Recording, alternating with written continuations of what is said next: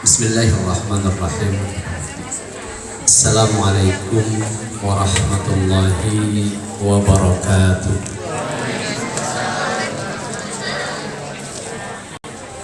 Alhamdulillahi rabbil alamin. Alhamdulillahil karimil mannan, zil fadli wal ihsan, alladzi karramana bil iman wa faddala dinana ala sa'iril adyan. Wassalatu wassalam ala sayyidil mursalin Muhammadin alladzi arsalahu rabbuhu syahidan wa mubasyiran wa nadhira wa da'iyan ila Allah bi'idnihi wa sirajan munira. Rabbi shrah li sadri wa yassir li amri wa hlul 'uqdatam min lisani yafqahu qawli, amma ba'du. Faqad qala Allah jalla wa ala fi muhkam kitabih, a'udzu billahi minasy syaithanir rajim, wal yakhshal ladzina law taraku min khalfihim dzurriyyatan dhi'afa khafu 'alaihim falyattaqullah wal yaqulu qawlan sadida. Wa yaqulu nabiyyu alaihi salatu wassalam fi hadisihi, khairukum li ahlihi wa ana khairukum li ahli. Wa qala ma min mauludin illa yuladu 'alal fitrah fa abawahu yuhawidanihi aw yunassiranihi aw yumajjisanihi.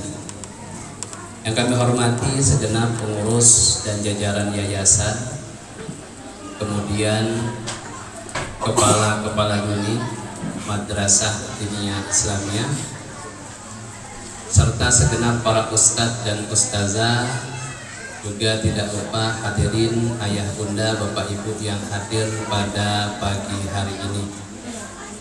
Alhamdulillah, kita bersyukur di tempat dan kesempatan yang luar biasa ini Allah pertemukan kita, Allah kumpulkan kita untuk membuktikan sebuah tekad yang kuat, yaitu hadirnya kita di sini untuk dan mengharapkan sebagai sebuah bukti bahwa kita ingin anak kita menjadi orang yang hebat, orang yang dikenal, orang yang patut dibanggakan.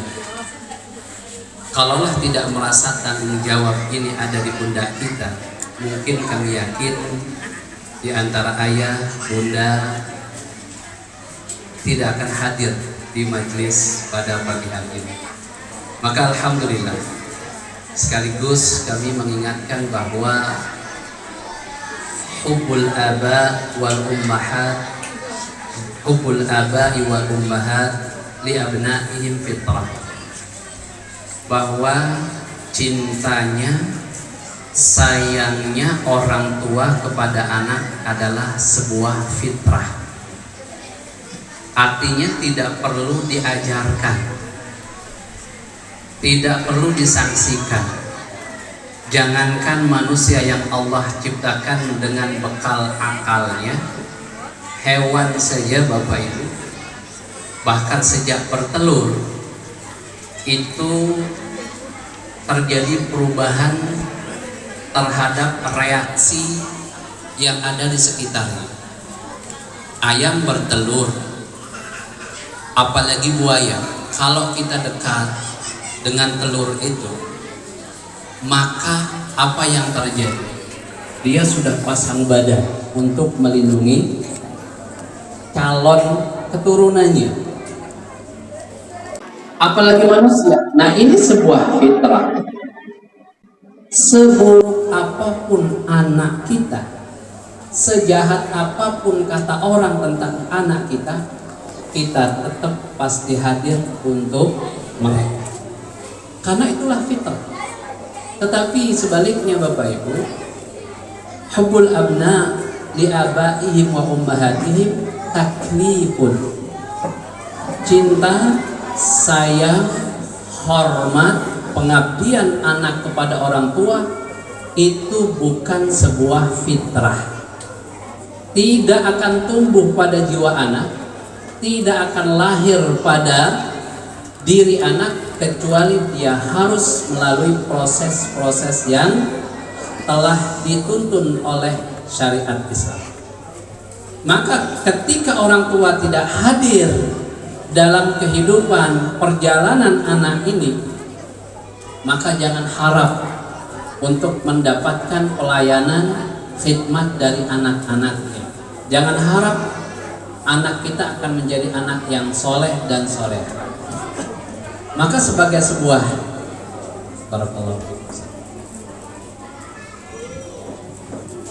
pendekatan, kami hadirkan sebuah kisah yang cukup lama terjadi. Bagaimana fitrah ini, Bapak Ibu? Kalau kita kembali kepada hadis, ma min mauludin, dalam riwayat yang lain kullu mauludin yuladu alal fitrah, bahwa anak yang dilahirkan ini semua lahir dengan keadaan fitrah, bersih, siap menerima apapun. Fitrah ketemu fitrah, harusnya suci ketemu dengan suci, harusnya menghasilkan sebuah kejayaan, sebuah kehormatan, sebuah kemuliaan. Tapi ketika fitrah tidak terjaga, baik dari sisi anak atau orang tua, maka kehancuran yang akan terjadi. Ada seorang ibu sangat sayang kepada anak, cinta kepada anak, tapi sayang dan cinta, perhatiannya salah. Salahnya kenapa? Salahnya itu terungkap ketika anaknya tumbuh dewasa dan dia sejak usia kecil tumbuh selalu melakukan apapun yang dia inginkan.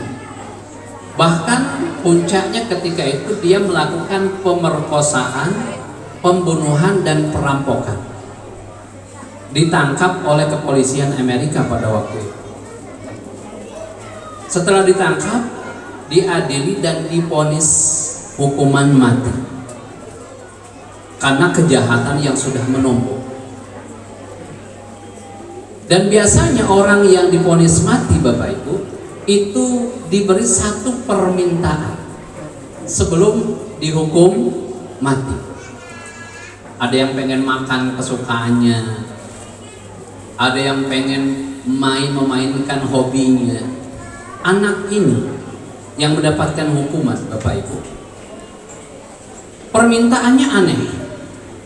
Permintaannya adalah dia ingin ibunya datang ke penjara.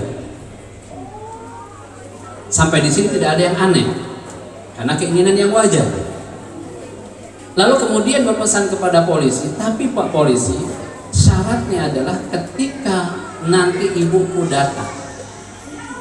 datang, tolong sampaikan bahwa dia harus menjulurkan lidahnya keluar.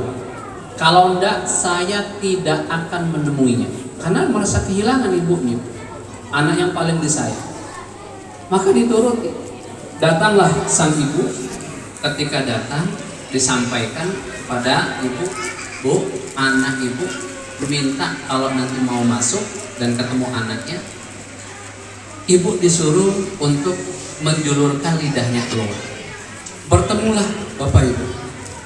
Ketika bertemu antara anak dan ibu, apa yang terjadi? Semuanya berdekatan sampai dekat. Dan ketika itu sang anak langsung memepet ibunya dan menggigit putus lidah ibunya. Digigit sampai putus. Polisi kaget, heran melihat apa yang mereka saksikan pada saat itu. Kok bisa anak yang sudah membuat kesalahan besar yang akan dihukum mati malah menambah catatan kriminal dengan menggigit putus lidah ibunya? Setelah itu terungkap Polisi marah, kenapa kau lakukan? Itu ibu yang melahirkanmu. Maka disitulah Bapak Ibu fitrah yang tidak terolah dengan tepat. Seorang ibu sayangnya kepada anak, tetapi sayangnya tidak dikontrol. Maka kata anak ini, Pak Polisi, yang menghantarkan saya pada puncak kriminal hari ini adalah lidah ibuku. Kok bisa? Sejak aku kecil, kata anak ini, ibu tidak pernah menyalahkan apa yang aku lakukan. Ketika aku ngambil mainan kakakku, ibu selalu bilang, kasih buat adikmu. Kasihan masih kecil. Sampai ngambil barang orang, dan bahkan pernah mengambil sepeda. Saya ngambil sepeda tetangga. Ibu saya melihat ketika tetangga bilang minta sepeda itu, apa yang kata ibu bilang? Ibu bilang, anakku tidak mencuri. Dari situ Pak Polisi, saya paham bahwa semua yang aku lakukan tidak ada yang salah, sah-sah saja. Maka terjadilah apa yang terjadi. Aku memperkosa, aku mencuri, aku membunuh, karena ibuku tidak pernah mengingatkan ini salah, ini benar. Maka sebuah renungan Bapak Ibu, sejauh ini betapa kita ini tidak hadir dalam perjalanan hidup anak-anak kita. Hadirnya kita ini cuman untuk memuaskan syahwatnya saja. Apa yang diminta diiyakan, tidak melihat dampaknya, tidak diajarkan seperti apa dan bagaimana. Nah Bapak Ibu yang dirahmati Allah Subhanahu wa taala, tentu kita hadir di sini, kita ingin ikut serta, karena Allah Subhanahu wa taala jelas mengatakan, ya ayyuhalladzina amanu qu anfusakum wa ahlikum. Nah, wahai orang-orang yang beriman, jagalah diri kalian dan keluarga kalian dari api neraka. Maknanya apa? Maknanya adalah tanggung jawab pendidikan itu murni di atas pundak orang tua. Tidak bisa digantikan oleh madrasah, oleh guru sehebat apapun dewan guru, sehebat apapun kurikulumnya, tidak akan bisa menggantikan orang tua. Tidak akan bisa. Karena begitulah, maka ku anfusakum isyarat bahwa sebelum ngajarin anak, memberikan pendidikan, perbaiki dulu diri kita. Perbaiki dulu. Kan inti puncak dari pendidikan, parenting kata orang itu adalah ya, membentuk kebiasaan, meninggalkan kenangan. Dua saja Bapak. Bukankah kita sering mendidik anak kita? Dulu bapakku begini, dulu kami diajari guru-guru kami begini. Artinya apa?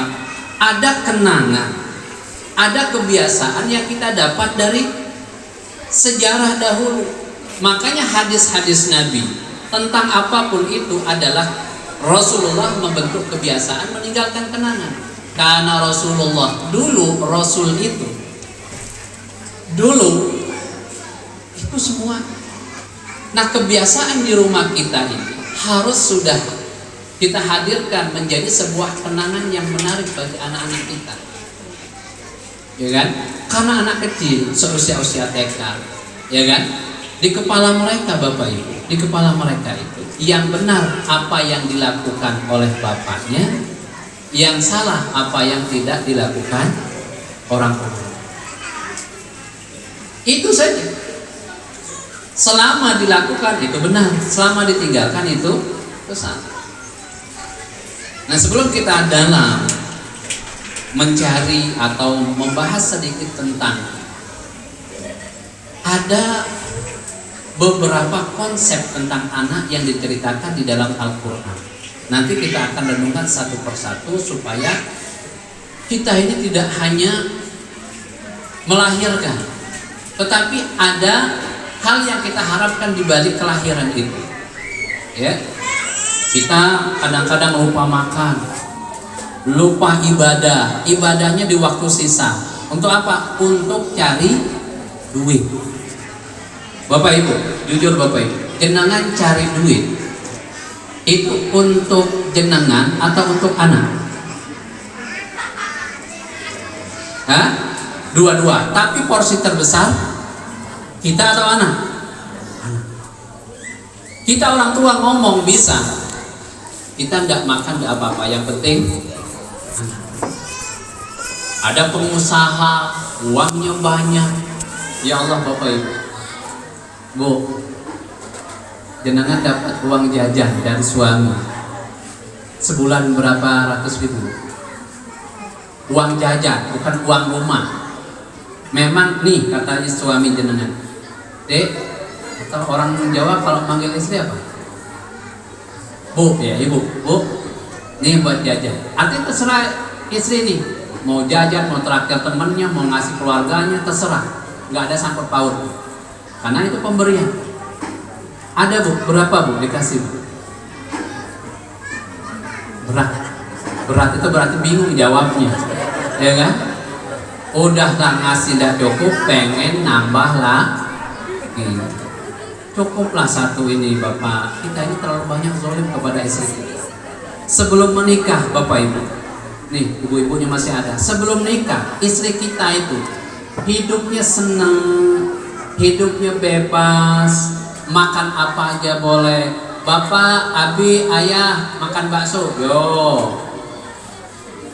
Pak mau lebaran beli baju, ayo. Nikah sama kita ya Allah. Mas, bakso yuk. Jajan mulu.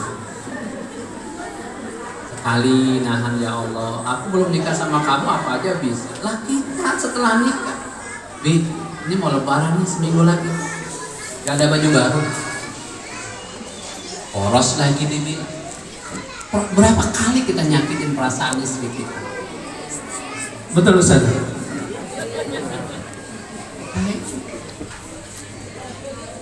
Kayak tadi bisikin belum nambah belum, ya. Nah Bapak, jadi ada orang konsultasi ke rumah, ngobrol sama kita sampai jam 11 malam. Bu, uang jajannya bu, sebulan bu, uang jajannya berapa? Sebulan 200 juta. Uang jajan, pengusaha sukses di Depok. Jadi kalau suaminya ngasih uang jajan, pakai plastik hitam. Jadi setiap bulan dia beli tanah, beli rumah. Kita pernah diajak ke rumah, ada kawasan rumah elit, dia punya 3 rumah. 2 disewakan, 1 kosong Pak. Saking lama kosong banyak jinnya. Jadi jinnya udah terang-terangan tuh. Kalau lagi makan tuh, Pak Ustadz yang nungguin. Terus sama jinnya iseng, piringnya digeser. Sama Ustadz dibalikin lagi. Iya. 200 juta sebulan ngasih uang jajannya. Jangan gak usah banyak-banyak, minta sama suami berapa gitu. Kalau mudah-mudahan kita dikasih keluasan rezeki Bapak Ibu ya. Tapi maksud kami, ceritanya panjang tentang itu. Cuman sekilas saja betapa kalau kesuksesan dunia itu tidak ada habis-habis. Setelah uang terkumpul Bapak Ibu, pertanyaan berikutnya adalah, Bapak Ibu mau meninggalkan harta, tetapi harta itu dipakai sama keturunan anak cucu jenengan untuk bermaksiat? Mau? Mau dah?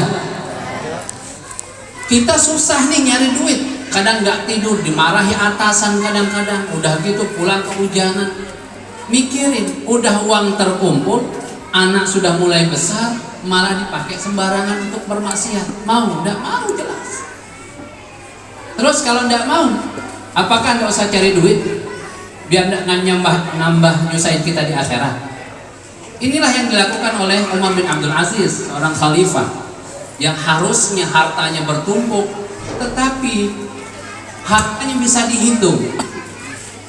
Hartanya bisa dihitung sampai orang-orang itu melihat, Khalifah, kenapa engkau nggak meninggalkan harta yang banyak untuk keturunanmu? Gimana nanti kalau hidup mereka susah?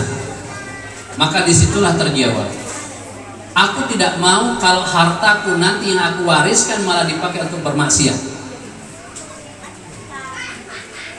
Iya, itu kalau anakmu tidak baik. Bagaimana kalau anakmu itu orang yang soleh? Kau rela anakmu sudah soleh, sudah baik, hidupnya susah? Apa kata Khalifah? Kalau itu yang terjadi, aku tidak akan khawatir. Wa may yattaqillaha yaj'al lahu makhraja wa yarzuqhu min haitsu la yahtasib. Kalau anakku miskin, tetapi dia bertakwa, aku tidak khawatir. Allah yang akan ngurusnya. Allah akan hadir untuk dia. Artinya apa dari kisah ini? Bapak Ibu, isyarat bahwa pendidikan terbaik ini adalah mengawal bagaimana fitrah anak ini tumbuh dengan baik, berkembang sampai pada puncak ketawakalan yang tertinggi. Tawakal tertinggi. Kalau kita lihat dunia pesantren, Bapak Ibu, setiap pesantren itu sekarang mengalami penurunan murid. Yang daftar ke pesantren itu 50% menurun. Ada apa sebenarnya? Ada apa? Tidak lain karena kita dipaksa oleh kondisi, ya kan? Dan kita iakan bahwa pendidikan goalnya akhirnya adalah untuk mencari kerja. Untuk mencari kerja, untuk mencari duit, untuk mencari duit. Maka sejak saat itu kita memahami bahwa sekolah untuk cari duit, saat itulah kita semakin susah dalam mendidik. Semua serba hitung-hitungan. Belajar ujung-ujungnya niatnya untuk dunia. Maka Bapak Ibu yang dirahmati Allah Subhanahu wa Ta'ala, kita berkumpul pada pagi hari ini untuk menyatukan visi misi pendidikan. Kita selalu membawa embel-embel Islam, Nabawi, ya kan? Tetapi sejauh mana kita sudah mampu? Bahkan kita mengakui raditu billahi robba, kami ridho ya Allah, kami ikhlas ya Allah, Engkau sebagai Tuhan kami, Rob kami, mengatur hidup kami. Wabil islami dina, dan Islam sebagai agama kami, manhaj kami, pengatur hidup kami. Wabi Muhammadin nabiyya wa rasulah, Muhammad sebagai rasul. Tetapi itu sekedar ucapan, belum merasuk, belum mempengaruhi jiwa raga kita. Jiwa raga kita belum hadir. Kalau kita baca sejarah Bapak Ibu, Masya Allah betapa menariknya, ya. Betapa menariknya, salah satunya adalah kisah yang diajarkan kepada kita Hatim Al-Asam, Bapak Ibu. Hatim Al-Asam. Hatim Al-Asam ini seorang ulama hidup sezaman dengan Imam Ahmad bin Hambali. Bahkan Imam Ahmad bin Hambali pernah bertanya kepada beliau beberapa hal. Beliau seorang yang zuhud, terkenal secara ibadah, kedermawannya. Tapi sayang, hidupnya sederhana. Hidupnya sederhana. Tapi di balik kesederhanaan,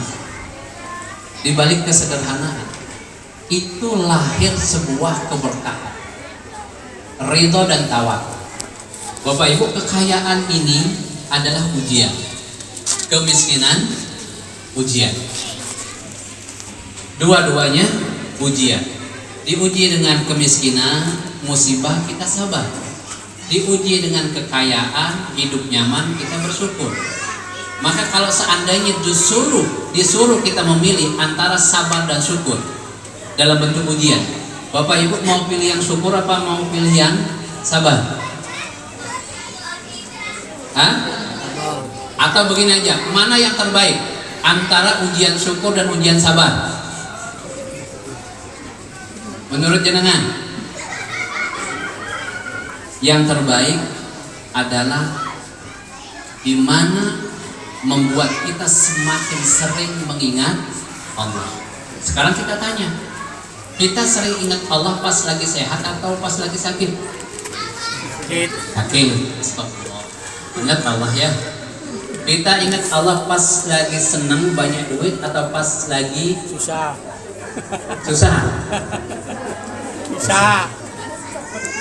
Al-Wafi anggap lepas, ya kan? Sodako subuh jalan terus. Ingat Allah, ya kan? Ingat Allah. Maka ujung-ujungnya yang terbaik adalah bukan masalah syukur dan sabar. Mana yang sering membuat kita ingat Allah. Kalau kita syukurnya lebih membuat kita ingat sama Allah, ya itulah yang kita harapkan. Nah Bapak Ibu, Hatim Al-Asam ini orang yang Masya Allah keluarganya, suatu hari datang musim haji, beliau pengen betul berangkat haji. Tapi dana terbatas. Dilihat murung oleh anaknya kecil Pak, anaknya masih kecil Pak, seusia SD. Ditanya, bapak kok sedih, kenapa? Bapak ini pengen haji ya. Nah terus berangkat aja nggak apa-apa. Bapak nggak punya duit, nggak punya bekal. Terus kalau nanti bapak berangkat, siapa yang ngurusin kalian? Apa jawab anaknya? Pak, berangkat saja. Bapak itu bukan pemberi rezeki. Bapak itu adalah salah satu penikmat rezeki Allah. Senang hati Hatim Al-Asam. Tapi masalahnya ibumu. Gampang urusan ibu. Kata anak, masih SD. Bu, bapak mau berangkat haji. Berangkat haji? Iya. Enggak, jangan. Nanti kalau berangkat gimana? Siapa yang mau cari duit? Ibu. Bapak itu penikmat rezeki, bukan pemberi rezeki. Mampu diyakinkan istri, ibu dan saudara. Akhirnya berangkat. Disisai bekal untuk 3 hari. Kita tinggalkan sejenak keluarganya Hatim. Berangkatlah Hatim mengikut kafilah dagang, tapi bukan anggota dari kafilah. Ya, namanya orang cuman ikut di belakang. Dilalah kepala dagang, kepala kafilah ini disengat oleh kalajengking. Dan ada yang bisa ngobati, ada yang ingat di belakang ada Hatim Al-Asam. Kenapa nggak minta sama beliau? Akhirnya diminta, diruqyah, sembuh. Maka kata kepala atau ketua kafilah ini, Hatim, sekarang apapun kebutuhanmu sejak berangkat sampai pulang kembali haji, itu saya yang tanggung. Alhamdulillah. Tapi disitulah doa Hatim. Ya Allah, Engkau telah tunjukkan kuasamu atas diriku. Sekarang tunjukkan kuasamu atas keluargaku yang sekarang sedang kesusahan. Maka kita kembali kepada keluarga Hatim. Keluarga Hatim, bekal terakhir sudah habis. Ibu dan kakak-kakaknya marah. Tapi anak yang kecil tadi, dia tidak marah, senyum-senyum aja. Gara-gara kamu dong, biarin bapakmu berangkat. Kan sekarang kita susah mau makan apa. Tiba-tiba tidak lama pintu rumahnya diketok. Dan yang ngetok itu adalah raja dan para menteri. Raja dan para menteri. Ditanya, ada apa? Ternyata raja ini pulang berburu, kehabisan bekal, kehausan, cuman minta air. Ya Allah, tadinya merasa paling miskin. Sejak saat itu dia menyadari, ternyata kita merasa paling miskin, kita mampu berbagi, dan yang kita bagi adalah raja. Dikasih. Setelah dikasih, dia tanya kepada menterinya, ini rumah siapa nih? Ini rumah siapa? Ini rumahnya Hatim Al-Asam. Orang yang soleh itu ya. Semua perhiasan berharga yang dibawa oleh raja dikumpulkan, termasuk diajak para menterinya. Mana Hatim? Hatim sedang haji, ditaruh di depan pintu. Sejak saat itu, tadinya menjadi orang yang termiskin di kampung, sejak saat itu menjadi orang yang paling kaya di kampung. Tapi yang anehnya Bapak Ibu, yang anehnya adalah sejak harta itu 7 keturunan tidak habis, anak yang tadi meyakinkan ibunya, yang paling kecil ini malah nangis, membuat saudara dan ibunya heran. Duh, kamu ini aneh. Kita tidak ada makanan masih senyum-senyum. Ini uang sudah banyak, kamu kok masih bisa malah menangis? Maka disitulah kita tahu jawabannya. Kata anaknya, ibu, yang ngasih kita itu, kita belum pernah ketemu sebelumnya. Raja belum pernah ketemu, dan ketemu sekali-kalinya pas tadi kita kasih makan, kita kasih minum. Dan begitu melihat kondisi kita, dia kasihan, lalu memberi kita harta sebanyak itu. Nah terus masalahnya di mana? Ibu, itu manusia yang tidak kita kenal, sekali melihat kita dengan rahmatnya, dengan sayangnya, sudah memberi kita sebanyak ini. Bagaimana kalau Allah yang melihat kita, Allah yang memberi kita, maka akan lebih dahsyat dari itu. Mananya apa Bapak Ibu? Kenapa kami awal dengan beberapa kisah ini? Supaya kita mengerti bagaimana kalau anak itu sudah dibekali ketakwaan, kondisi apapun yang dia akan hadapi, itu tidak akan membuat dia putus asa, tidak akan membuat dia kecil hati.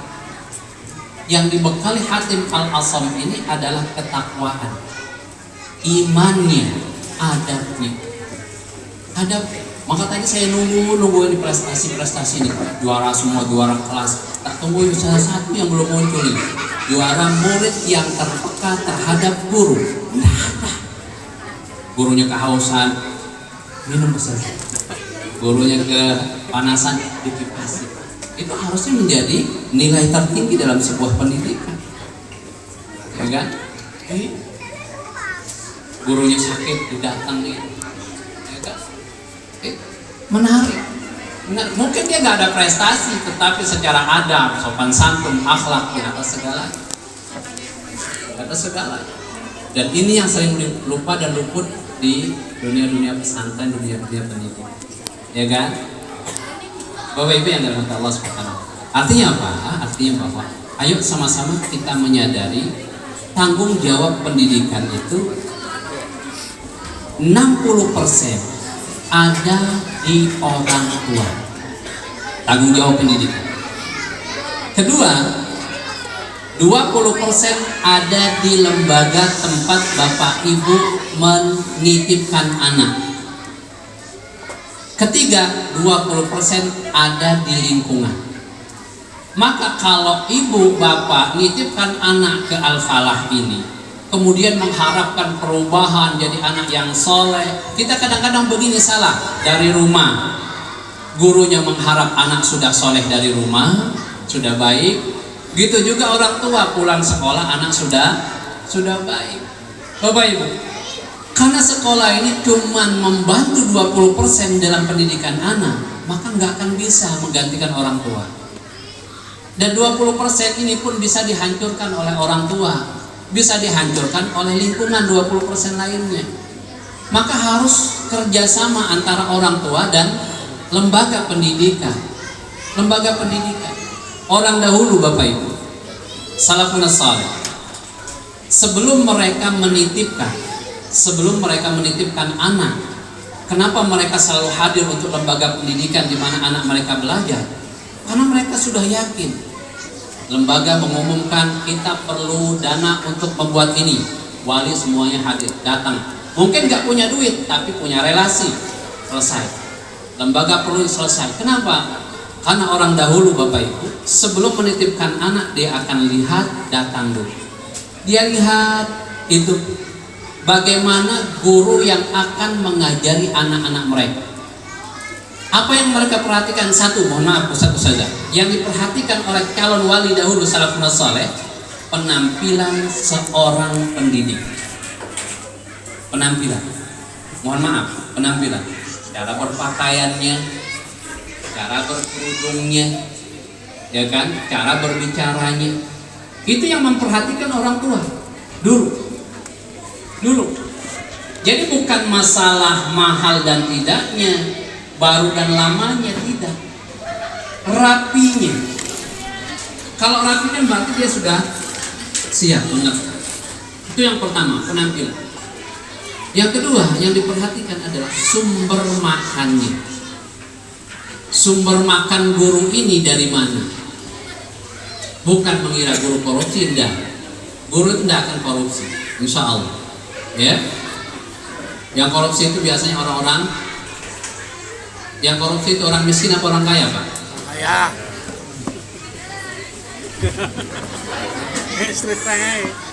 Biasanya korupsi itu terjadi di mana, Pak? Lembaga apa, Pak? Ya, lembaga-lembaga pemerintahan, ya kan? Nah, yang melakukan korupsi itu orang kaya apa orang miskin? Kaya. Ya kan? Yang merasa dirinya miskin, kaya tapi merasa, ya kan begitu. Diperhatikan bagaimana, bukan apa ya, diperhatikan itu karena makanan ini akan mempengaruhi ruh dan jiwa mengajar seorang guru. Kalau bersih, bersih dalam artian kepastian dalam kehalalan.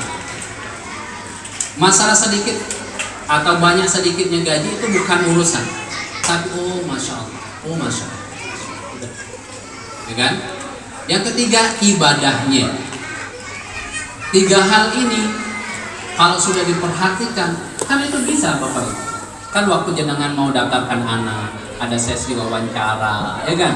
Bisa dilihat ketika wawancara, mungkin gurunya ngusap-ngusap pipi, kalau kukunya panjang, guru aja kuku panjang, ya kan? Datang ke lembaga, ya kan, lagi mau sesi wawancara, gurunya asik sambil minum berdiri. Kalau sudah begitu, salafus saleh itu udah. Makanya dulu mereka sampai mengikrarkan begini. Nama-namanya ada namanya dalam kitab. Tapi kami lupa namanya. Saya itu kalau mendengar, kata salafus saleh salah satunya, saya kalau mendengar orang alim, berilmu, ulama datang dan saya nggak sempat bertemu, saya nggak merasa sedih, saya nggak merasa kehilangan, nggak apa-apalah. Tapi kalau ada orang terkenal karena adabnya, akhlaknya, perilakunya datang ke kampungku, aku tidak hadir, tidak menjamunya, disitulah aku merasa kehilangan terbesar. Begitu dulu. Makanya kita perlukan hari ini adalah iman, adab, akhlak. Bapak Ibu, kita ini tidak ada apa-apanya dibandingkan Google hari ini, Pak. Anak kita nanya, Abi, Umi, Bapak, Ibu, ini gimana ya penyelesaiannya? Kita coba jawabkan. Panjang karena pola kita dulu. Tidak lama dia masuk kamar, buka Google. Sekolah. Kita ini udah gak dibutuhkan Bapak Ibu, Ustadz Ustazah, untuk hal-hal seperti itu. Cukup pencet saja. Bukankah lebih modern hari ini? Ada soal gambar atau tekan, sudah selesai. Gak dibutuhkan kita. Kita kalah cerdas oleh media, oleh internet. Maka yang kita harus hadirkan, yang kita berikan adalah pendampingan dalam menumbuhkan hal-hal itu. Imannya kepada Allah, adabnya kepada orang tua. Itu. Hari ini kenapa orang enggan sekolah, guru nggak dihormati?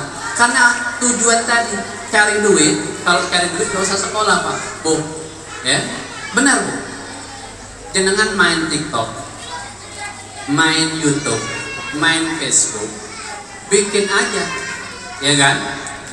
Syuting, videokan, selesai. Semakin banyak orang nonton, semakin banyak dapat duit. Makanya hari ini wanita-wanita di sosial media, sosmed itu, ya Allah, jual harga diri. Gimana supaya orang banyak datang dan nonton videonya? Buka baju, dari bercadar, buka cadar, ya kan? Usah. Karena tujuannya cari duit. Maka tidak akan bertambah. Nah, masa anak kita mau biarkan bersama seperti kondisi-kondisi saat ini, ya kan? Bapak Ibu yang dirahmati Allah Subhanahu wa taala, as-salahu minallah wal adabu minal adab. Perbaikan itu datangnya dari Allah, tetapi adab itu dari orang tua. Makanya di awal tadi kita sampaikan, cinta kasih sayang orang tua kepada anak itu fitrah, pasti muncul pada siapapun. Mau dia seorang pendidik atau tidak, dia sekolah atau tidak, pasti. Tapi cintanya anak ke orang tua itu taklif, itu harus ada proses pendidikan dari orang tua. Maka as-salahu minallah artinya apa? Kalau sudah jelas, kata Imam Abu Hurairah, perbaikan itu datangnya menjadi orang soleh soleha itu dari Allah, maka tugas kita mendekatkan diri kepada kepada Allah. Setelah dekat sama Allah, baru kita hadir untuk anak kita dalam hal adab. Dalam hal adab kita yang kita ajar. Bapak Ibu, ya. Nah, adab ini menarik. Kadang-kadang orang lupa tentang konsep adab. Adab itu mungkin dipahami kalau lewat menunduk, iya itu bagian. Tapi asasnya ada siyanatul lisan. Adab itu adalah mempelajari, menjaga lisan, meletakkan perkataan pada tempatnya. Itulah adab. Itulah adab. Maka kenapa kata Nabi, ya kan? Kalau tidak bisa ngomong baik, diam. Karena itulah adab. Itulah ucapan kita itu keluar dari dalam hati kita, ya kan? Maka hari ini Bapak Ibu, kita terlalu menormalisasi perkataan buruk, ya kan? Mohon maaf Bapak Ibu ya, orang nyebut asu itu kan jadi hal biasa, ya kan? Kalau di Jawa Timur tempat teman saya itu jancuk, itu biasa. Ngomongin bapaknya loh kan, sama bapaknya diketawain. Maka anak paham, oh itu berarti nggak salah, nggak salah. Harusnya apa yang salah kita ingatkan, bukan malah diketawakan, kan begitu. Nah, Bapak Ibu yang dirahmati Allah Subhanahu wa Ta'ala. Nanti kalau kita tidak hadir dalam dunia pendidikan anak, pendampingan anak, kita khawatir hadis Nabi SAW. Kata Nabi berkata kepada para sahabat, "Ma ta'uduna ar-raquba fikum." Kata Rasulullah, wahai sahabat, kalian ngerti enggak orang yang mandul itu? Orang yang mandul. Kita ngerti mandul itu kan enggak punya anak. Kan begitu. Qala qulna alladzi la yuladu lahu, sama sahabat memahami sama. Rasul, orang mandul itu orang yang tidak punya anak. Orang yang tidak punya anak. Apakah Rasul mengiyakan? Tidak. Karena anak itu ada anak, memang anak kandung biologis, ada anak didik ideologi, dan dua-duanya sama statusnya. Kelak di akhirat akan menghantarkan kita kepada surga. Qala, maka Rasul berkata, laisa dzakar raqub, bukan itu yang aku maksudkan mandul, kata Nabi. Walakinnahu ar-rajulul ladzi lam yuqaddim min waladihi syai'a. Orang yang mandul, ini riwayat Imam Muslim. Orang yang mandul itu kata Rasulullah, orang yang punya anak tapi dia tidak hadir untuk anaknya dalam mendampingi, dalam pendampingan mengajarkan kebaikan-kebaikan. Punya anak tapi tidak pernah mendatangkan kebaikan, tidak ada pedulinya sama anak. Itulah yang dimaksudkan orang mandul, ya, orang mandul. Bapak Ibu yang dirahmati Allah Subhanahu wa Ta'ala. Maka dari sini kita paham betapa besar tanggung jawab setelah kita memilih, mengikrarkan bahwa sekolah Al-Falah ini menjadi sekolah terbaik untuk anak-anak kita. Melihat dari apa yang kita lihat, potensi ini, potensi itu, maka pilihan ini mari kita sama-sama perkuat untuk hadir supaya meringankan guru. Nanti kalau udah sekolah kadang-kadang Bapak Ibu tahu nggak Pak? Kenapa? Kalau anak itu sudah sekolah, malah sering keluar dari lisan mereka itu kata ustadku, kata ustazaku. Kan jenengan kadang-kadang ngasih nasihat ke anak, kalah tuh nasihat. Kata guruku, kata ustadku, kata ustazaku. Pernah gitu? Pernah. Kenapa? Karena memang ada fase-fase pendampingan Bapak Ibu. Anak 0 tahun sampai usia 5, ada yang mengatakan sampai usia 6, itu dia tidak punya pembanding untuk orang tuanya. Yang terbaik itu hanyalah orang tuanya. Orang lain itu tidak ada apa-apanya di mata mereka. Dari 0 sampai 6 tahun, apapun pokoknya yang terbaik orang tuanya. Makanya selalu abiku, bapakku, selalu itu. Nah kalau kita tidak hadir di 0 sampai 6 tahun, maka jangan salahkan, tidak ada memori baik-baiknya sama orang tuanya. Makanya menjadi orang tua itu yang pertama yang harus dimiliki adalah sesuatu yang istimewa yang kita miliki. Anak melihat kita itu istimewa. Guru juga sama. Supaya anak nurut harus punya salah satu keistimewaan. Entah itu tulisannya bagus, entah itu masakannya enak, entah itu cara menyapanya, entah itu bela diri. Sehingga anak itu merasa kita ini istimewa, kita ini orang yang layak diingat.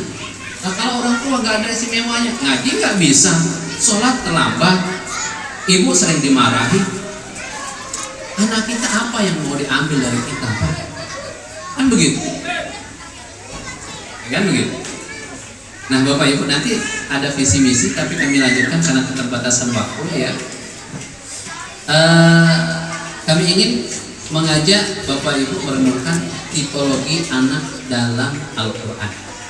Tipologi anak dalam Al-Quran. Ya, satu Bapak Ibu, anak sebagai ujian. Al-Quran surat Al-Anfal ayat 28. Wa'lamu annama amwalukum wa auladukum fitnah. Ketahuilah bahwa harta dan anak itu adalah ujian. Maka kalau ini ujian, kita perlu belajar. Belajar dari mana? Belajar dari kisah keluarga Ali Imran. Ali Imran. Jadi ternyata proses Bapak Ibu, mohon maaf, tidak menggurui karena dari usia, masya Allah ya.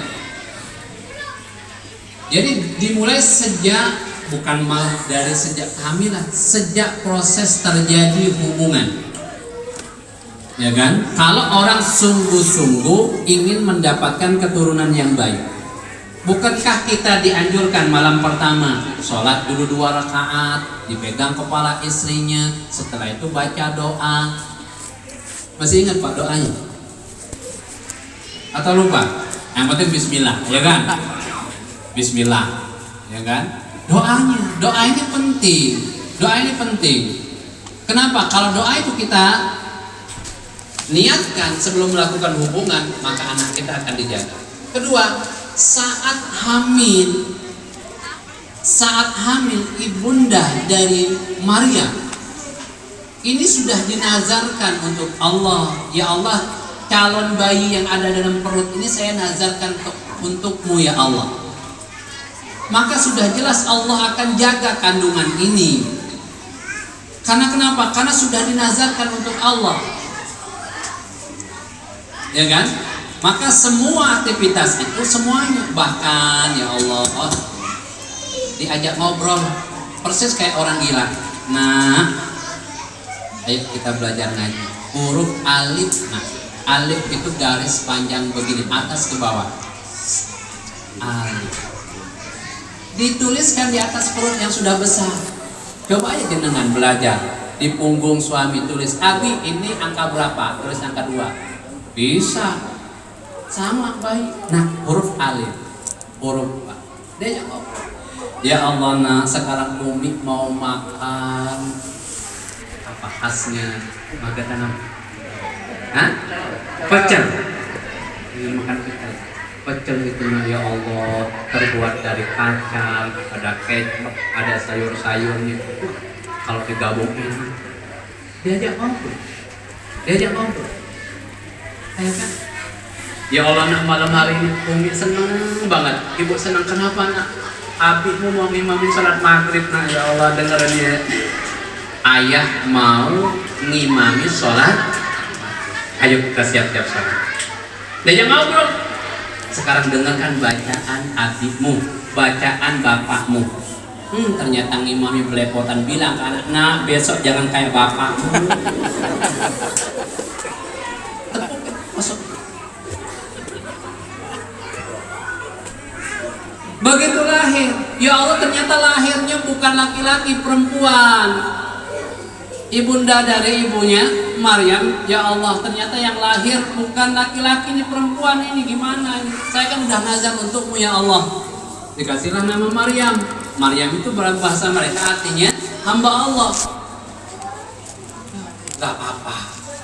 Tapi kan kalau jadi takmir masjid nggak bisa lah perempuan, kalau lagi haid nggak bisa masuk.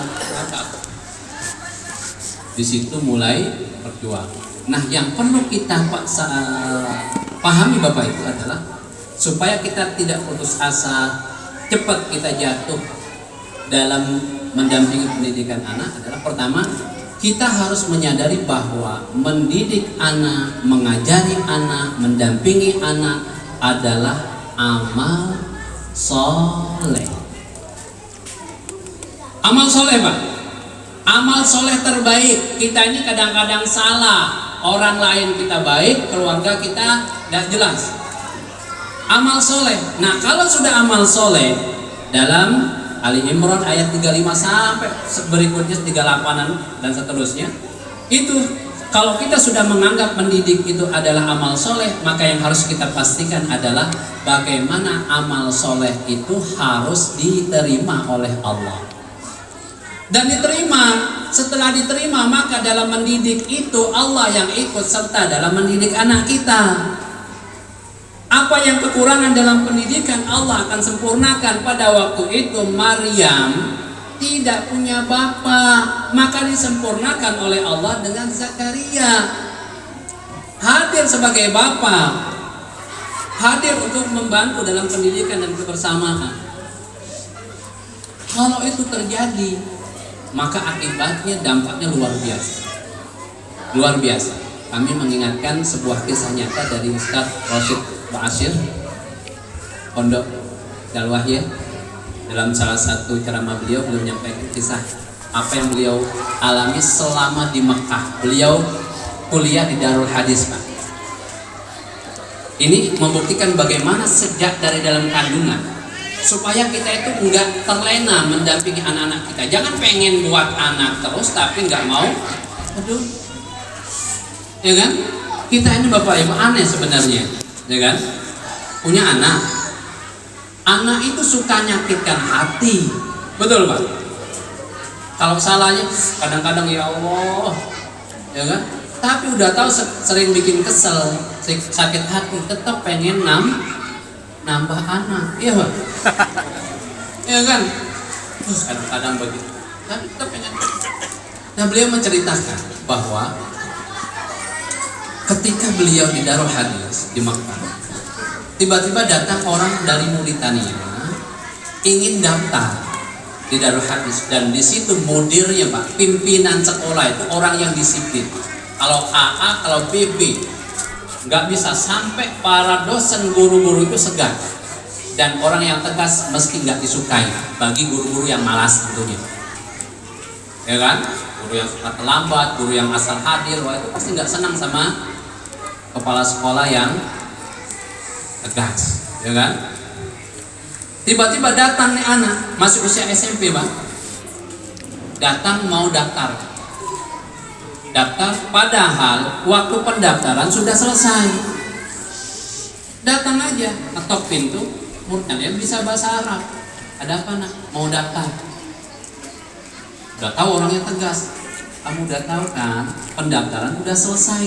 KBM udah mau dimulai. Iya, tapi lihat tuh, datang ujuk-ujuk bawa map, dia kasih. Dikirai pimpinan ini yang dibawa itu adalah ijazah. Ternyata bukan ijazah. Di Mauritania itu Bapak Ibu ilmu syariatnya Masya Allah, tapi sayang satu, tidak ada ijazahnya. Mulazamah di sana, ya kan? Dibuka, dibaca, kelipingan majalah, koran. Nah, di antara itu adalah kisah anak ajaib dalam satu malam hafal Al-Quran. Dalam satu malam hafal Al-Quran. Terus setelah itu ada penghargaan hadis, akidah dan seterusnya. Nah, terus ini apa sangkut pautnya, kata mudir di pimpinan? Itu saya, bayi ajaib itu saya, kata anak ini. Nggak percaya. Nggak percaya, akhirnya dosen-dosen ditelepon, disuruh datang. Dosen Quran datang, dosen hadis datang, semua datang. Disuruh tes satu-satu. Dites, Pak. Mulai dari Al-Quran, sambung ayat. Ya Allah, Pak, pas tes Al-Quran persis kayak kita nuangkan atau air ini ke bawah begini, ngucur, ndak ada jedanya, lancar luar biasa, selesai, diakui Qurannya. Sahih Bukhari dites, lulus. Muslim lulus, akidah lulus, akhirnya diterima. Tapi setelah diterima ini bikin bingung, Pak. Kenapa? Mau diletakkan di tingkat apa nih anak? SMP bukan levelnya, SMA gurunya diajari, kuliah umur masih belasan tahun. Bingung para dosen. Ya udahlah, masukin ke Alia. Betul, Pak. Masuk di Alia. Setiap ada kesalahan gurunya ngangkat tangan. Maaf guru, bukan begitu maksudnya. Maksudnya adalah akhirnya gurunya pada keder masuk kelas. Laporan kepada pimpinan. Ini gimana nih kasus begini. Akhirnya diundang, dinasehat. Nah, bersatu. Itu akhlak kurang bagus. Walaupun mungkin salah menurut kamu, sabar. Akhirnya sejak dinasehati, dia bisa nahan dirinya. Waktu istirahat teman-temannya main, dia diskusi, Pak, bareng dosennya di kantor. Diskusi. Tapi kalau di asrama, kata Ustaz Rosyid, kan bareng gitu, main persis kayak anak-anak. Namanya orang masih belasan, atau beliau Ustaz Rosyid. Nah, rahasianya apa? Kok bisa dalam satu malam dia hafal Quran? Dan bukan menghafal, Pak, bukan ditalkin, Pak. Itulah kehendak Allah. Kalau udah berkehendak, kun fayakun, jadi. Cukup Allah katakan kun, jadi. Ternyata asal muasalnya orang tuanya, kata Ustaz Rosyid, ini kepengen betul anaknya ada yang jadi ulama. Orang tuanya dua-duanya guru ngaji, sejak lahir sering dikosong, didoakan, mudah-mudahan jadi ulama. Sampai suatu perjalanan anaknya tidur, tiba-tiba bangun, hafal Quran, ngoceh Quran, dikirain bawaan tidur. Besoknya dites lagi, benar, Pak, ternyata 30 juz. Begitu bangun hafal. Dari mana? Dari orang tua. Dari orang tua. Doa dan hajat sejak dari kandungan dan sampai dia karena merasa, waduh, ini kalau cuma Quran sayang nih. Ajarkan Bukhari, diajarkan Muslim, akidah. Dan itu adalah peran terbesar orang tua. Jadi nggak bisa ngandalkan guru punya anak. Makanya saya lihat tadi, pembawa caranya bawa anak, sekolah yang bagus. Betul, Pak. Sekolah yang bagus itu harusnya tidak melarang guru membawa anak. Masa iya tega sekolahan anak orang lain dididik, dijagain, dirawat, anak sendiri dibiarkan, ditinggalkan sama pembantu. Selama bisa menjaga, selama tidak menzolimi, tidak apa-apa. Bahkan menjadi wasilah pendidikan bagi anak yang lain. Oh begitu, aku bayi dulu begini. Akan terjadi obrolan. Ustazah dulu melahirkan sakit nggak? Karena lagi sakit. Di situ masuk dialognya. Sadar, ya Allah. Iya. Mereka nggak sadar, nggak mampu mungkin berbakti dengan maksimal karena dia nggak ngerti betapa besar perjuangan orang. Baik. Fitnah, ya. Yang kedua kita persingkat, tinggal 10 menit ke depan. Anak sebagai perhiasan dunia. Al-mal wal banun zinatul hayatid dunia. Al-Kahfi ayat 40. Maka kalau perhiasan, Bapak Ibu, jenengan itu kalau punya emas ditaruh sembarangan di ruang tamu atau disimpan di tempat yang bagus, simpan. Anak kita juga sama. Berteman, kita pilihkan teman terbaik. Sekolah terbaik. Berbicara yang baik-baik.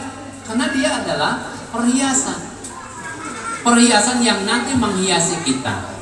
Kan kalau anak baik, anak buruk pasti nama kita yang disebut. Siapa tadi ngeborong, datang terus, dipanggil ini lagi ngeborong hadiah. Yang baik siapa? Nama bapak, oh anaknya bapak Fulan gitu. Iya. Tapi kalau buruk juga sama. Siapa yang suka jahil? Oh, itu. Oh anaknya pantesan. Ya kan begitu. Maka ini perhiasan, bagaimana caranya perhiasan ini semakin lama semakin mengkilat, semakin baik. Yang ketiga Bapak Ibu. Yang ketiga, anak sebagai penyejuk mata. Walladzina yaquluna rabbana hab lana min azwajina wa dzurriyyatina qurrata a'yun. Penyejuk mata itu maknanya apa Bapak Ibu? Membuat kita ini nangis, tapi nangisnya bahagia. Jangan bangun tidur melihat anak sudah pegang Quran, ya Allah, nangis netes air mata, ya kan? Bangun dari tidur, istri kita sudah di atas sajadah, ya kan? Beda Pak, air mata keluar karena bahagia dengan air mata sedih karena marah itu beda. Kalau kita nangis bahagia itu nggak ada perih-perihnya, tapi kalau marah, emosi, nangisnya perih Pak, perih. Qurrata a'yun, artinya selalu hadir dalam. Maka disinilah perlu kita mendoktrin anak kita. Kami dulu Bapak Ibu, waktu di Timur Tengah, waktu kami usia sudah 20 tahun, 19 tahun Bapak, itu kita dianggap seperti anak SMP, anak SD bahkan. Dan waktu itu kan kita nyantri Pak, nggak langsung kuliah di Timur Tengah, nyantri dulu. Karena memang kurikulum santri itu lebih kuat daripada kurikulum kuliah pada waktu itu. Jadi banyak yang berjanggut juga. Setiap pagi Ustazah, kita didoktrin, mohon maaf ya saya didoktrin, kita dibariskan kayak gini. Modelnya Pak, pimpinan kepala itu megang tasbih di belakang, mondar mandir depan kita. Cuman 3, Muslim bersih, Muslim rapi, Muslim harum. Udah begitu aja. Terus Pak, sebulan dia diingat-ingat. Setiap hari. Dampaknya luar biasa. Begitu mudirnya tidak ada, kita datang sekolah nih. Karena dari asrama ke sekolah itu kita perlu naik angkot. Dan ketika pindah gedung baru, cuma pindah aja dari lantai atas ke bawah aja. Kan waktu kita kuliah di belum melihat Pak Yainya, kepala sekolahnya, baru melihat mobilnya di depan sekolahan. Ingat, Muslim bersih, rapi, wangi. Lihat mobilnya Ustazah. Belum melihat orang, kekuatan dokter. Tapi jangan banyak-banyak. Sama ke anak kita pengen anak kita sholat. Nah, yang penting 2. Yang penting sholat. Abi aku main sama teman ya. Iya, yang penting. Ustazah aku kesini dulu ya. Iya, yang penting tumbuh. Jadi apapun kegiatannya, dia mau menjadi pemain bola, mau apa, yang penting. Tapi kita jarang membuat doktrin kerja sama suami. Ya. Kalau udah begitu, dia akan mengingatkan, "Abi udah sholat belum?" Oh, senangnya. Yang keempat, ini yang paling menakutkan, Pak. Yang paling menakutkan dalam kehidupan kita. Ya ayyuhalladzina amanu inna min azwajikum wa auladikum aduwwun lakum. Ya ayyuhalladzina amanu inna min azwajikum wa auladikum aduwwun lakum. Di antara istri kita, anak kita nanti di akhirat akan jadi musuh. Allah yang memfirmankan di dalam Al-Quran, Rasul yang mengqudwakan kepada kita dengan sabdanya, wa ana khairukum li ahli, dan aku sebaik-baik contoh dalam keluarga. Kenapa? Karena istri dan anak kita di akhirat akan menjadi musuh. Di akhirat ketika kita ditimbang sama Allah, disimbang sama Allah, baik dan buruknya, Bapak Ibu, kalau ternyata sama 50-50, kita kemana tuh? Kemana kita? Ke surga enggak? Ke neraka? Enggak. Karena yang masuk surga itu kalau kebaikannya lebih berat, kalau keburukan lebih berat, neraka jelas. Tapi ini sama. Maka dia nggak masuk surga, nggak masuk di mana? Di gunung, di bukit namanya Al-A'raf. Ngelihat ke kanan sedih. Kenapa? Karena pengen masuk surga, tapi nggak bisa. Ngelihat ke kiri seneng. Kenapa? Karena neraka. Alhamdulillah nggak. Cuman nggak bisa nikmati. Artinya apa? Saat itulah Bapak Ibu, kita perlu sekecil apapun pahala kebaikan. Kita datang ke istri kita, Mas kan ini sama 50-50. Boleh nggak kita satu aja kebaikan? Jangan harap Pak dikasih. Jangan harap. Nggak Pak. Kenapa?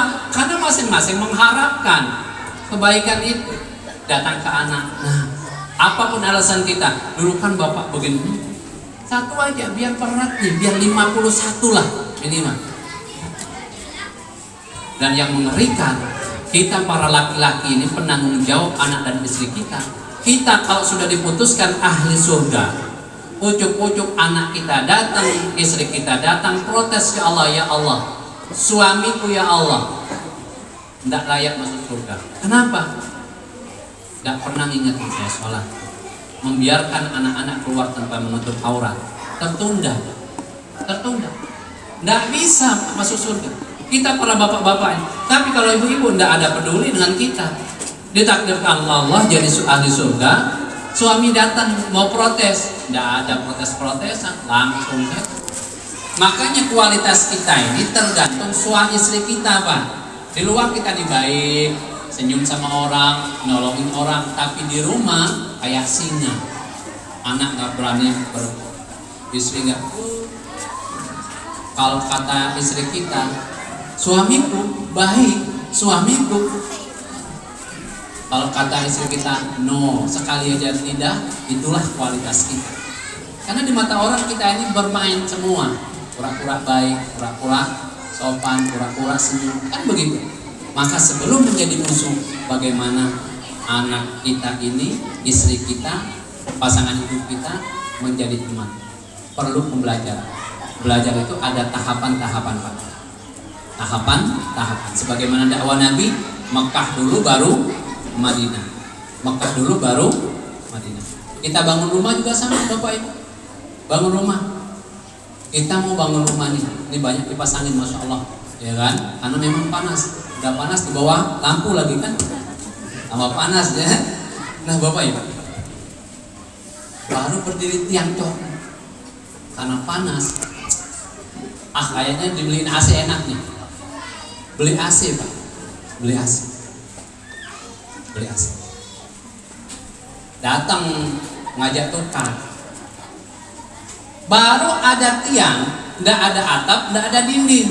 AC-nya dipasang Pak. AC-nya dipasang. Kira-kira AC itu bermanfaat enggak? Hah? Enggak manfaat. Bagus enggak? Bagus. Mahal enggak? Iya. Mahal bagus, tapi manfaat enggak. Kenapa? Urutannya enggak pas. Pendidikan juga sama. Ada yang penting Quran bagus. Wahyu Allah, enggak ada yang lebih bagus dari Al-Quran. Tapi ketika prosesnya tidak dilalui dengan baik, makanya jangan heran hari ini penghafal Quran berzina, penghafal Quran mencuri, penghafal Quran tidak sholat wajib, karena dia nggak ngerti dia hafal Quran itu akhlak pribadi penghafal Quran seperti apa, karena prosesnya nggak berurutan. Kenapa ada iman sebelum Al-Quran? Bagaimana anak ini mengimani Al-Quran inilah penyelamatnya. Mungkin dia belum bisa baca Quran, tetapi ketika imannya kepada Quran ini kuat, Al-Quran ini dijaga sama Allah, Al-Quran ini penyelamat, kemana-mana dia minta sama ibunya bawa Quran, padahal belum bisa baca Quran. Ketika ditanya, sederhana jawabannya, Umi, Abi, Bapak, Ibu, karena Quran ini dijaga sama Allah, kalau adik bawa Quran, berarti adik juga dijaga Ini yang lebih mahal, iman keyakinan kepada Al-Quran. Al-Quran penyembuh kata Allah. Bagaimana menanamkan ke anak TK, SD ini yakin kalau Al-Quran ini sebagai penyembuh, sehingga siapapun yang sakit, apapun sakit, bacakan Al-Fatihah yakin. Iman dulu baru Al-Quran. Bukan berarti Al-Quran diajarkan. Cuman dialog iman, dialog keyakinan terhadap Al-Quran itu hal yang lebih penting. Bukan berapa banyak hafal Qurannya. Al-Quran itu ada dua kemungkinan, menghantarkan kepada syafaat atau mendorong ke neraka karena sekedar dibaca, nggak ngerti akhlaknya. Penghafal Quran itu sholat tahajud jadi wajib, murojaah yang waktu tahajud dan seterusnya. Bingung, muslim dia juga nggak ngerti, jarang sholat, duha ditinggalkan, sama. Jadi apa? Ruhnya nggak ada, ruh Al-Qurannya. Pendidikan harus ada tahapan runutan, ya, supaya tidak menjadi musuh kita. Dan yang terakhir Bapak Ibu, yang terakhir sebagai amanah ya, tadi sebagai penyejuk mata, sebagai musuh, sebagai amanah, sebagai amanah. Bapak Ibu yang dirahmati Allah Subhanahu wa taala, maka hak anak atas kita, satu, mencarikan ibu yang baik. Alhamdulillah ibu-ibu sudah baik semua. Dua, memberikan nama jangan sembarangan, beri nama yang mengandung doa. Yang ketiga, pendidikan. Bapak Ibu, pendidikan yang terbaik adalah pendidikan yang goalnya, puncaknya bukan masalah dia jadi apa. Bapak Ibu, bukan masalah dia jadi apa. Kenapa kita ini kadang-kadang melupakan hadis Nabi Arba'in Nawawi jelas mengatakan bahwa ketika Allah menciptakan, ditiupkan ruh, rezeki kita, ajal kita, rezeki kematian, ya kan, bahagia atau sengsara, apalagi, ya kan, rezeki, ajal, bahagia atau sengsara, qada dan takdirnya itu sudah ditentukan sama Allah. Tapi kita selalu khawatir dengan rezeki kita. Bapak Ibu, kekhawatiran kita itu hanya akan menghantarkan pada proses anak kita jadi orang dan mendapat rezeki segitu-gitunya. Tiap bulan 2 juta, segitu-gitunya. Kenapa?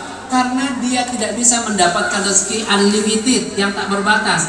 Rezeki yang tak berbatas hanya diberikan kepada orang yang bertakwa. Wa yarzuqhu min haitsu la yahtasib. Rezeki tanpa ada batasan tempat dan di mana. Betapa banyak orang yang secara gaji, mohon maaf Pak, tahadus bin nikmah, cerita sedikit berbagi kenikmatan. Kami di pesantren Pak, gaji kami nggak sampai 500.000. Alhamdulillah Pak, bisa beli motor, bisa beli mobil, bisa beli tanah, bisa bangun rumah Pak. Logikanya 500.000 kapan? Kami baru 16 tahun di Karangpanda. Tahun ke-10 sudah bisa bikin rumah. Sampai bikin rumah itu juga sama, tiba-tiba ditawarin, Ustadz ada uang 150 juta, antum mau bikin rumah enggak? Sebentar dulu kami bilang, akadnya gimana? Ya udah gini aja, cicil semampunya. Tanah juga, proses tanah, kita nggak kepikir mau tinggal di sini, mau ganti KTP, enggak. Ada yang maksa, Ustadz beli tanah, nggak punya duit Pak, datang lagi, ya udahlah, cicil semampu antum. Nggak tahu saya waktu itu nyicil sampai berapa, pokoknya lunas dan dipakai orang kampung, ditanamin dah. Selesai tiba-tiba ditawarin rumah lagi sama 150 Zat. Suruh gimana? Cicil semampunya. Saya lagi di Solo, ditelepon dari Karangpanda. Musyawarah sama istri, oke. Jadi Pak. Jadi langsung langsung digarap, berapa bulan terima kunci Pak. Jadi beliau udah pernah ke rumah saya, ada yang udah pernah ke rumah. Baru cicilan sekali Pak, mungkin tidak sampai 15 juta Pak, dari 150 juta. Telepon dari di WA, saya simpan WA, takut beliau lupa sebagai bukti. Dianggap hadiah dan lunas.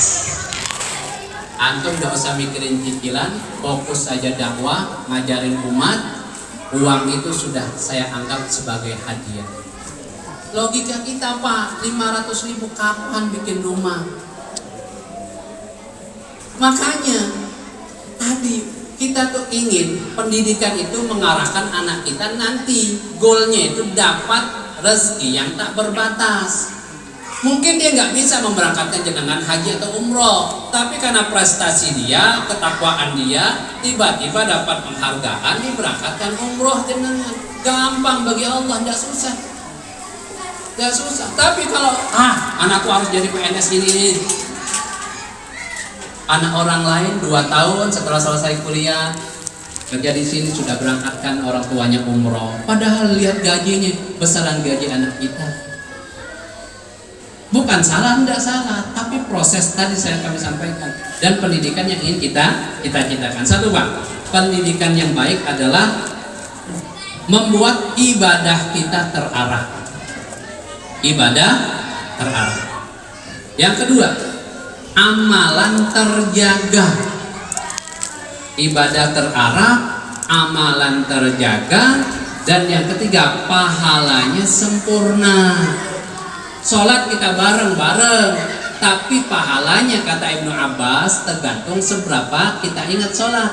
Allahu Akbar, kita jalan-jalan pikirannya ke alun-alun. Orangnya sholat pikirannya jalan. Ingatnya waktu takbir sama salam kalau sholat, maka pahalanya beda. Maka kalau sudah belajar, maka pahalanya sempurna. 1. Ibadah terarah, 2. Amal terjaga, 3. Pahala sempurna, 4. Hidupnya bahagia. Bahagia tak terkait dengan miskin dan kaya. Betapa banyak orang kaya yang hidupnya tidak bahagia, tidak punya waktu buat keluarga. Kata istrinya, Pak, yuk kita jalan-jalan nih mumpung libur. Adik, libur ini banyak orang datang mau belanja. Kalau orang petani, Mas, makan bakso yuk. Ayo, Mas, kita kesana yuk. Ayo, bahagia hidup, bahagia. Ya kan? Kalau habis besok datang lagi. Jadi nggak ada sangkut paut sama kaya mau miskin, bahagia. Dan yang terakhir adalah tujuan terbesar kita berkumpul di surga. Itulah dari pendidikan yang kita inginkan. Catat bareng-bareng, jadikan visi-visi kita bahwa pendidikan yang kita inginkan, suami, istri, anak, guru, ustadz, ustazah adalah goalnya. Gimana ibadah anak kita ini terarah, amalan terjaga, pahalanya sempurna, hidup bahagia, di akhirat berkumpul di surga. Demikian Bapak Ibu yang dirahmati Allah Subhanahu wa taala, sudah menjelang zuhur. Kami mohon maaf sebenarnya banyak hal ya yang masih ingin kami sampaikan karena keterbatasan waktu, dan terima kasih atas kesabaran jenengan. Mudah-mudahan hadirnya jenengan ini menjadi salah satu dibukakan pintu keberkahan untuk anak-anak dan lembaga ini. Amin ya rabbal alamin. Demikian, wassalamualaikum warahmatullahi wabarakatuh.